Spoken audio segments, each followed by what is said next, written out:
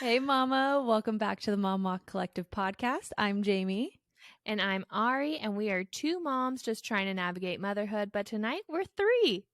We are so excited to be doing these additional episodes every week to introduce you guys to really the heartbeat, which is the community, our ambassadors behind the collective. So today we have April. I got the pleasure of meeting April before she moved. She was here in Southern California and now she is out in the beautiful islands of Hawaii. April, if you can say hello, give us a quick little elevator pitch about who you are, and then we'll get in a little bit more about your story. Yeah. Hi, I'm April. So we just moved to Hawaii in October. I'm married to my sweet husband, Jake. We actually met, in fact, we met in Yosemite studying away for our school. So that's how I met in college. Cool. And now we have our sweet baby Hallie. She's 20 months old. Oh, I love it. Ari also met her husband at college. Cute. yep. College sweethearts. I love it. That is so fun. So we'd love really quick just how'd you find the collective? And then we really want to dive in after that about kind of your NICU experience, kind of all the different obstacles that you've come into play into motherhood, into Hallie's just wellness journey. But first, what drew you to the collective? How'd you find the collective? Was it a crazy stranger like me or Ari that you just found and we invited you, or did you see it on social media? How'd you find us? Yeah, I had actually seen it on TikTok, and then I think I remember like seeing it and was like, "Oh, I should go to that." But then I met a girl from TikTok also, McCall, and your friend Jamie, right? Yeah, Oh, and so I met her off mhm. TikTok and was like, "Oh, let's get coffee." And she was the one who was like, "Oh, have you heard of this? Like my friend just started this." And I was like, "Oh yeah, I have, but like I haven't gone." She's like, "Oh, well, we should go together. Like I'm going to go for the first time too." So we both went, and yeah, and then I that's the only one that I went to in Newport because then we moved to Hawaii like very shortly after. Ah, How I amazing. We love Yeah. McCall. oh, She's shout so out cute. McCall Yeah. and Miss Hazy, Queen Hazy. I know, so Queen cute. Hazy. That is honestly so cool, and it makes me really excited. And I'm stoked that I got to meet you right before you moved I out. know. Yeah, it was so good. Um, Yeah, so we actually talked a little bit earlier today about Mhm. kind of your move to Hawaii. Do you want to start first? We'd love to hear backtrack, um, going into your birth story. If you want to share a little bit about your birth story and then what transcended after giving birth, and then we'll kind of go in from there. But would love to hear you get pregnant, then what? Yeah, so I guess Hallie's story and my story kind of coincide with each other. So we get pregnant at our 20-week anatomy scan. They didn't see a tummy bubble in Hallie, and so we got hooked up with like a high risk OB, and then that's when they told us where her esophagus was not connected to her stomach, slash she didn't have an esophagus at all. Um, from 20 weeks to 37 weeks, when I gave birth to her, we saw a bunch of different specialists with like Children's Hospital, USC, UCLA, like a bunch of different specialists. I go into labor early because of the stress at 34 weeks, but then they stopped it because they're like, Mm. you're too early to have this baby. And they just gave me, like, I don't know what the pill was called, but some pill to like stop contractions essentially, and to get me to 37 weeks for me to be induced. So I get induced at Wow. 37 weeks. I actually labored for, I think it was like 36 hours. I pushed and I really, really tried to have her Wow. naturally. I had that like epidural, like all those things and stuff like that.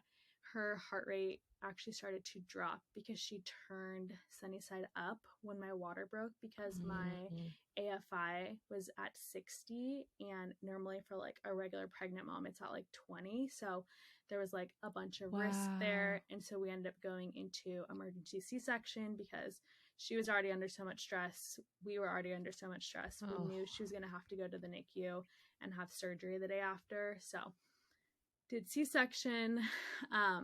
Wasn't the best experience. I didn't like research C-section at all because I was planning on having her naturally, So I was like, why would I need to research that?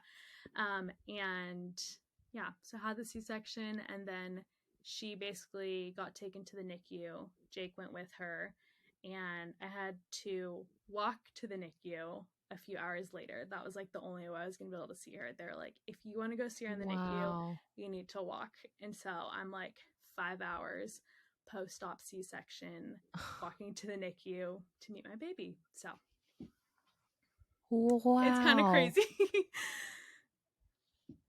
The fact that they like, I don't understand that protocol. So hopefully we have somebody on soon that can Yeah. explain the protocol of you needing to have to walk to the NICU versus Yeah. taking like, a chair or Yeah. being wheeled over there. It's probably a fire hazard or something. Like there has to be a reason, but 5 hours after a major surgery, an emergency major surgery, so usually those are tougher, Right. to then have to walk over. Where Yeah. were you at, like, mentally in all of this? I would love to hear one. I think one thing that isn't spoken out a ton is when mothers get diagnoses in pregnancy Mm-hmm. about their child, like their children. How is that processing system for you during pregnancy? Because being pregnant alone, your hormones are up and down, going crazy. At the anatomy scan, now you guys, get this information. Did you ever go see a therapist? Was your husband a really good rebound person? Did you find a friend that was a really good processing person?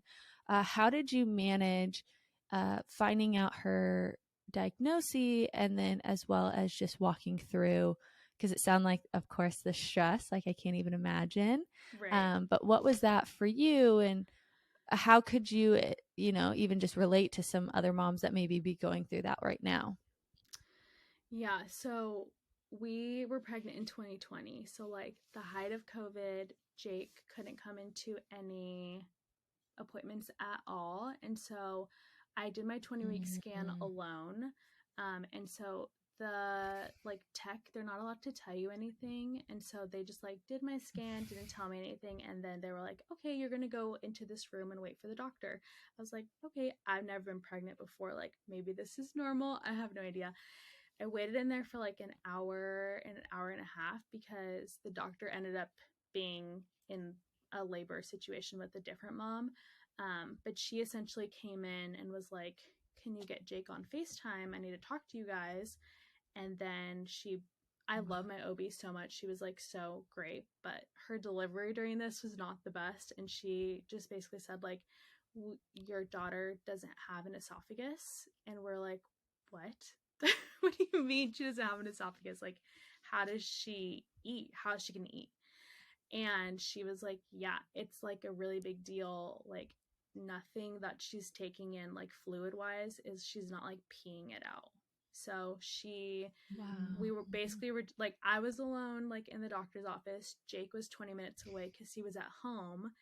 And it was like, okay, well, you have to go and see the perinatologist, like the high risk OB, right now. Like, you're going to go. And I was like, okay, I guess I'm going. I'm driving there alone. Jake's like rushing to come and meet me because I'm like, what is going on? Like, our whole like pregnancy just got flipped upside down, basically.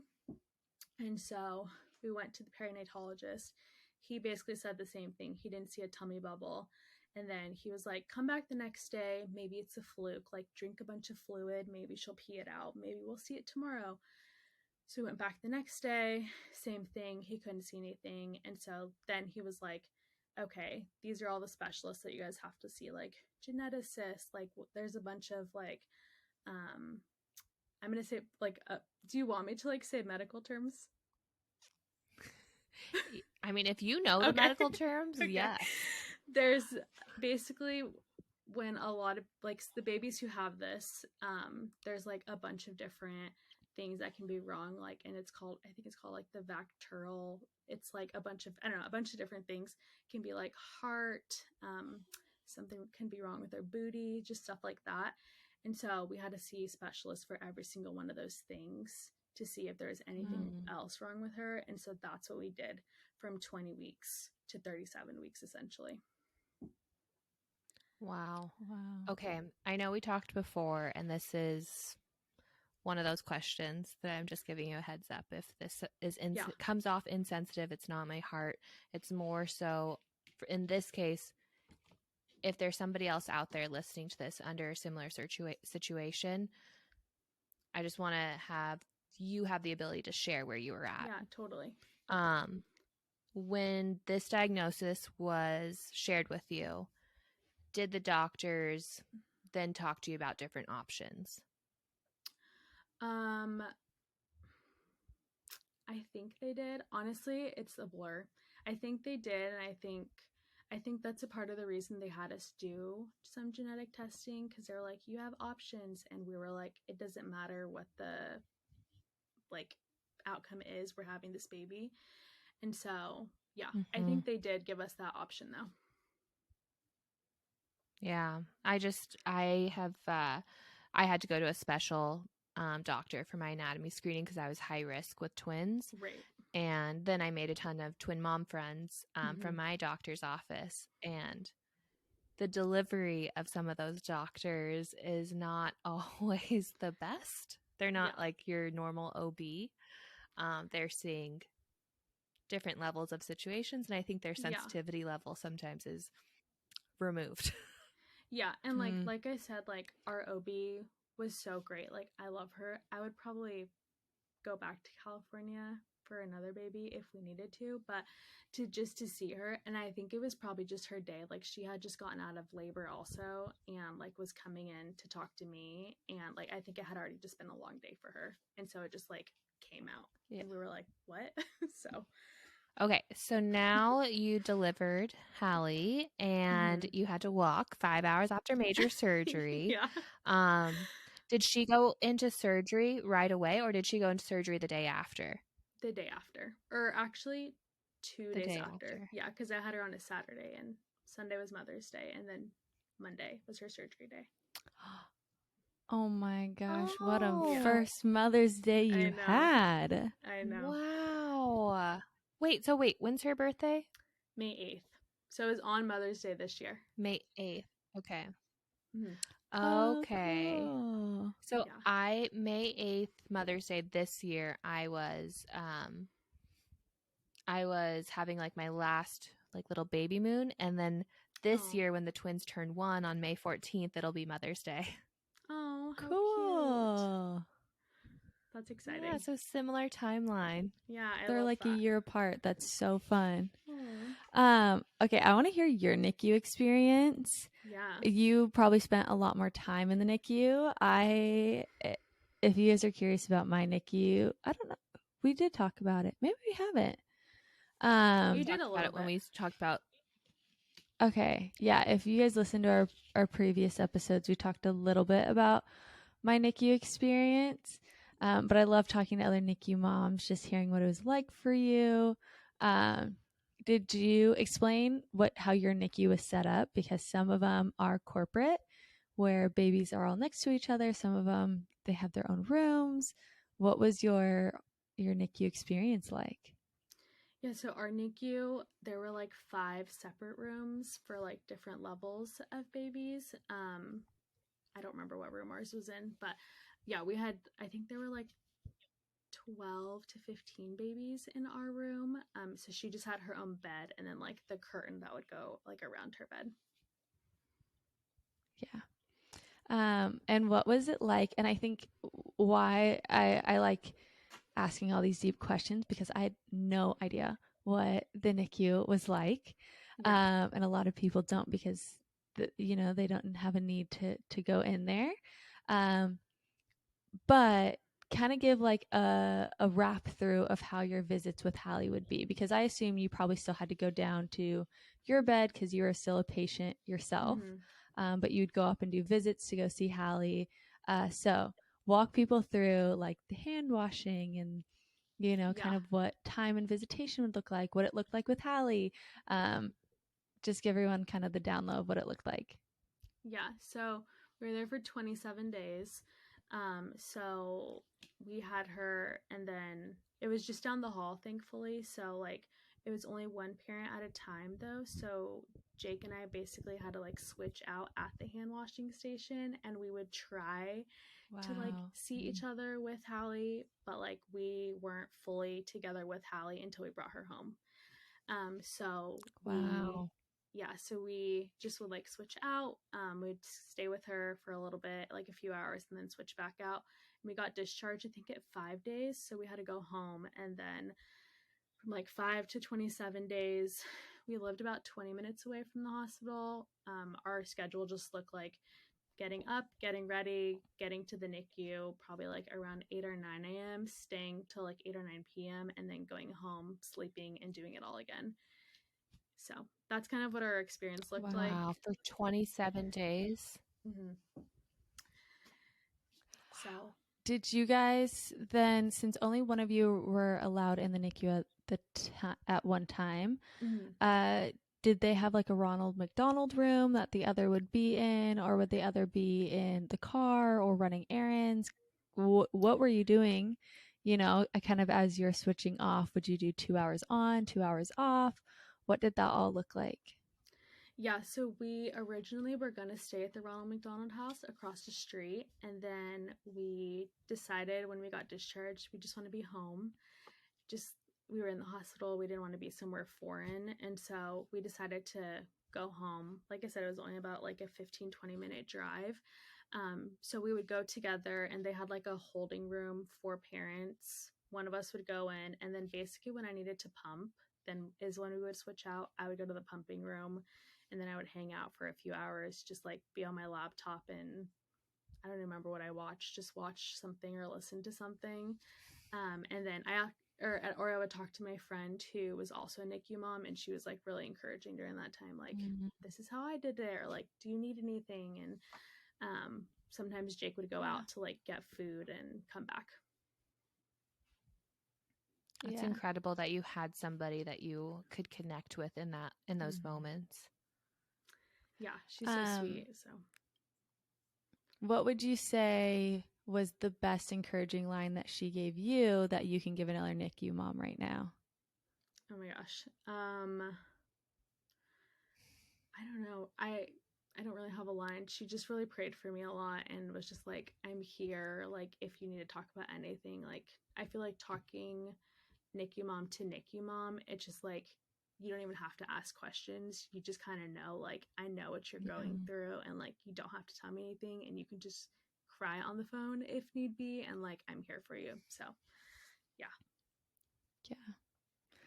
No, it's so true. And it's one of the most interesting places because especially the NICU are like, most of them are all fresh babies.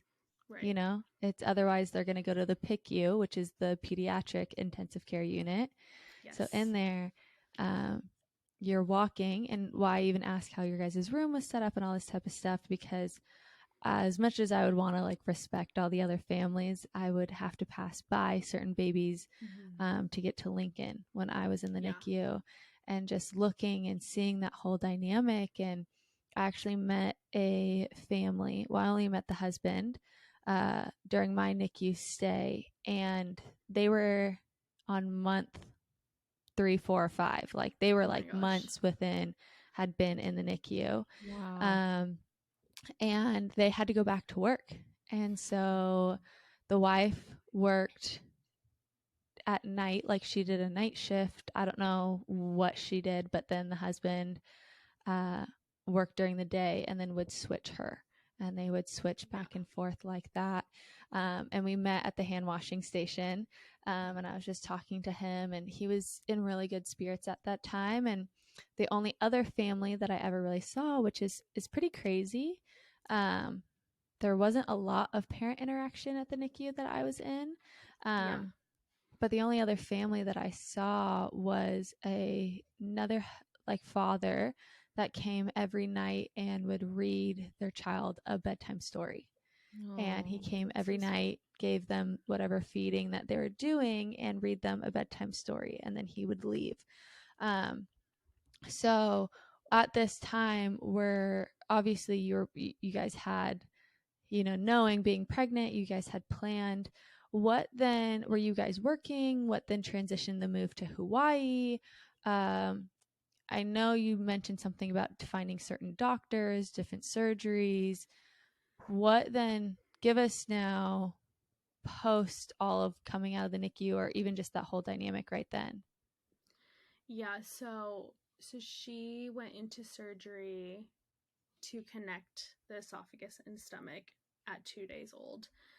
She was too little and the gap was too big, and so I think there's only 50 babies a year with what she has, and so she needed to get way bigger, and so we basically had to like chunk her up in the next few months. And we would do like check-ins and stuff like that where they would see if her esophagus had grown a little bit. So we actually went home with something called a Rapogal down her mouth, and it was basically like a tube that was down her mouth that would get out the spit because she couldn't swallow it. So we went home with that, and then at 6 months we went in for her major surgery, and so that's when we went to Cedars-Sinai in LA. Had her major surgery, she got connected, and we were there for 6 weeks because something during surgery ended up happening where they hit a nerve or something, and her stomach basically stopped working, and so she wasn't able to like tolerate any food at all, even like 1 cc, which is nothing. And so they had to go back in for a second surgery to do something called a pyloroplasty, and they put in this thing called a GJ tube. She already had a G tube because that's how she's fed. And then we got out of that. And so after that, we got discharged 2 days before Christmas. We got to come home for Christmas. My husband is amazing and like really, really pushed for us to get out. So we got out, and then a month later, she started spitting up again. And so we noticed like signs again that like her throat was closing, but we didn't know that that could be a thing. So we went back into the hospital to get that checked out, and her surgeon had told us that her throat had essentially closed back up again, and so we were going to have to redo the surgery again. So we went back into the hospital to the PICU in February of last year, had the surgery redone, and then we're there for another 4 weeks just because like being on the ventilator and just like a bunch of, she had like a chest tube again, and just like the meds and everything. It's like a lot of healing process for a 7-month-old. So after that we got back out, and then we had originally planned to move to Hawaii in March of last year. That didn't happen because her throat started closing again, and so now we went into these things called dilations, where they essentially like stick a balloon down her throat to like pump it with air to make her esophagus just a little bit bigger so she can swallow. And we've been doing that every 3 weeks since March because her throat keeps closing down. Wow. And so we came to Hawaii in June because we thought we were at a good spot. We were just like, we really want to move there. We don't know what medical is like, but we're just going to go for like an extended period of time, and we'll just kind of see like if we can live there eventually. She ended up catching pneumonia for like the 3rd time when we were here, and her throat started closing again. So our options were to fly back to California with a baby with pneumonia, or fly to Oahu, which our surgeon in California had worked with a different surgeon in Oahu before during his residency. And so we got connected with not that guy, but a different guy on his team. And he did a surgery on Hallie, and then he was basically like, I want to help you guys like break this cycle of dilations, like having her have to go under every 3 weeks. And so that was kind of like, okay, we can actually get medical help in Hawaii on an island. It's basically the same thing we're doing in California, so why not move? So that's how we got to Hawaii, and that's where we are now. We're still doing dilations every 3 weeks. She just had her 26th one last week. And yeah, there's not really like an end in sight at the moment, but I was telling Ari that this is our normal now, and so we feel like we're like in a good rhythm. Like she's healthy, we're getting dilations done every 3 weeks, just traveling to Oahu. We come back, we try to feed her like as much as we can to keep her throat open, but we know we'll probably be back in like 3 weeks again. Okay, I have to jump in and ask. Yeah. How was your mental health during all of this? Because the first 2 weeks, it's typical to have like the baby blues. And then postpartum depression, postpartum anxiety can happen to any mom beyond dealing with everything that you have had to deal with, even to this day. How are you doing and how were you doing? I think when I was post NICU, like right after I had her, I would have said, there's no way I have postpartum depression or anxiety. Like, absolutely not. Looking back at it, 100% I had it. Like, it was really bad. Just did not want to see anyone, like, not even my family. Like, I just wanted to see Jake and the baby, and like, was just so afraid of like, so we were both just so afraid of seeing anyone, because if one of us got COVID or got sick, then we like couldn't go see her. So we really like isolated ourselves during that time. I think that made like that did a lot to our mental health. I tried therapy. I tried EMDR. Wasn't the biggest fan of it. Also, the therapist ended up going on maternity leave, so it kind of like ended at the same time. And I think now I'm at a point where, like I said, it's kind of our normal, but I should definitely like get into therapy to just like talk about everything we've gone through / are still going through. Yeah. What would you say was an indicator of that first got you to go to therapy in the first place? Were you like, oh, I should probably I'm crying a lot today and this was a lot and this is really overwhelming. I should probably go get help. Or was it a family member or someone that kind of encouraged you of like, hey, I think this would be a good idea? Yeah, there were some like familial issues that were going on while we were in the NICU. So I think that was a big indicator of it. And one of my friends was like, I think you should go talk to someone like about that and what you're going through. So yeah, that friend who was also the NICU mama was like, she's one of my best friends, best girl in the world. She like really helped me during that time. I say, what a great friend. Yeah, she was the one who was really like, don't be scared. Like, I'll give you my EMDR therapist. Like, go to her. So that's who I went to. Wow. Really, shout out to amazing friends. It is Yeah. so helpful. Seriously, if you have moms that are postpartum, send them whatever it is, just a text or a call, podcast, invite them to a walk, bring them a meal. It changes so much, especially when you are in the thick and when you're thrown crazy things your way, whether it's something like Hallie's situation that you guys are processing through, or, other people have grief of family loss, or, just the whole becoming a mother and that whole identity shift. And so super thankful. It's really amazing to hear that that friend really stepped in that place for you. Yeah.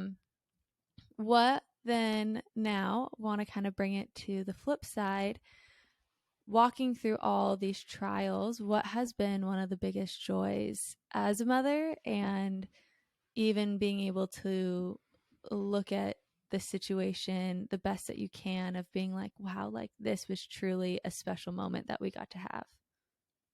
Yeah. I just think Hallie is learning so much every day, down to like, we're having to teach her how to chew and swallow. So just like knowing where we were even a year ago, like when her throat was closing a second time, to like today, she was eating Ritz crackers because her throat is open at the moment. Wow. Like, I think that's been like the biggest joy. Like, okay, like she has like progressed a lot actually, and like she's in therapy too. Like she's been in feeding therapy and physical therapy just for like some delays because she's in the hospital for so long. I just think that has been like the best thing. We can like actually see something tangible, and like see her working towards something as a 20-month-old. That's so special. I'm like thinking in my head, this is like a little selfishness thinking, but I have been complaining that Lincoln has been teething literally for like 5 months. So I can't imagine.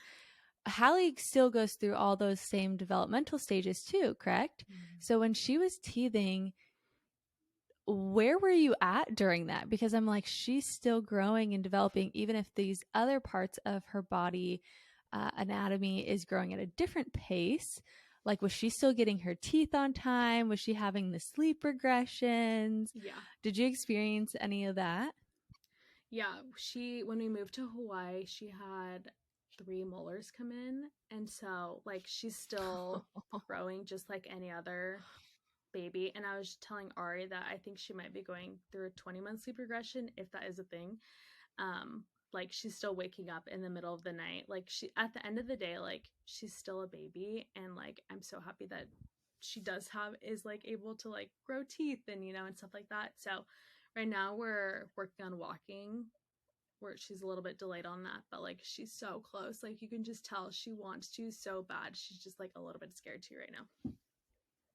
Oh, so precious. I can't wait to meet her, and I can't wait to meet you in person as well. I know, me too. I am so grateful that we have you as an ambassador and as a resource to moms going through similar situations. And if you are going through a similar situation as April, we're going to put all of her social media handles into the show notes. We'll also have April share it on here, so that way you can reach out to her, because maybe you don't have a friend who's gone through the NICU like April did, and you need somebody. And I believe that April would be totally willing to be that mom for you.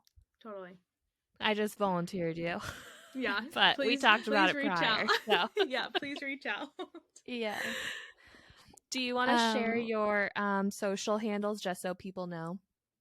Yeah, I'm your at Mom the Walk Mom and Walk. your personal. Yeah, at themomwalkco.hilo. So if you're a Hilo mom, come visit us. And then personal is at april.beardsley. Perfect. I love it. Yeah. Seriously, it was such a joy. I know we have like so many more questions. We'll have to probably bring you back on, maybe with a specialist who works in a NICU or a PICU, where we can have you guys kind of bounce off stories and opportunities and stuff like that. But we are so thankful for you. Literally, just watching you lead community in a new environment with everything you have going on, watching you still continue pour out of your cup. You are so incredible. Thank we you. just think so highly of you and are so honored to have you a part of the collective. If you guys are looking for community in Hilo, definitely attend April's walk. If you're listening to this and you're looking for a walk, go to themomwalkcollective.com. We have a walk finder. Type in your zip code. You'll find the walk closest to you. If there isn't one in a close radius, you are encouraged to fill out our ambassador form and we can help you start a walk in your area. We have this podcast, our Instagram, TikTok, and newsletter. So if you guys want to get connected, check it all out. We love you, Mama, and we'll talk to you soon. We love you, Mama. Take care. Bye.